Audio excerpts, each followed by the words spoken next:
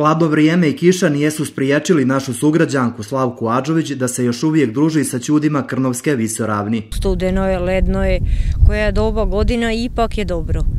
Trebalo bi ovo doba godine biti i snijeg da ga gazimo, ali hvala Bogu koje je vrijeme, dobro je. Uglavnom je kopno, jest da je lednjikavo, treba izdržati, ali šta da radimo, zbog stoke moramo. Slavka se više od 2 decenije bavi stočarstvom, što je kod Roma koji žive u Crnoj Gori, a možda i šire, pravi izuzetak.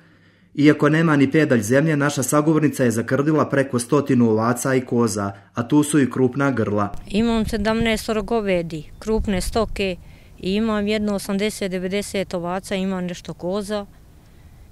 Je li bilo teško prodati viškove? Jeste, mogu ti reći jeste. Imam još nešto junadi da omičem. Nadam se da ću to prodati da bi kupila sijeno, ali sijeno nijesam spremala koliko mi je potrebno. Potrebno mi je 300 tovara, ja nijesam mogla do sad obaviti 750 tovara. To mi ne znači za toliko stoke ništa. Sa brojnim nedaćama se suočava, bori se protiv tradicije, predrasuda, siromaštva i pored toga ne posustaje, već naprotiv. Mene je milije da radim, da bi zaradila koru ljeba s moje krvavog znoja, da bi ja lično zaradila, no da bi išla na ulicu da prosim. Ja mislim da je to uspješnije i bolje, bar za mene. O udaji ne razmišlja, već kroz šalu kaže da je više interesuju životinje nego momci.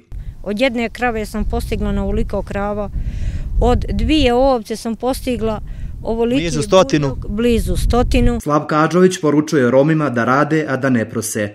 A put do posla je opismenjavanje i obrazovanje, zaključuje ova vrijedna stočarka. Bez obrazovanja i pismenjavanja ništa.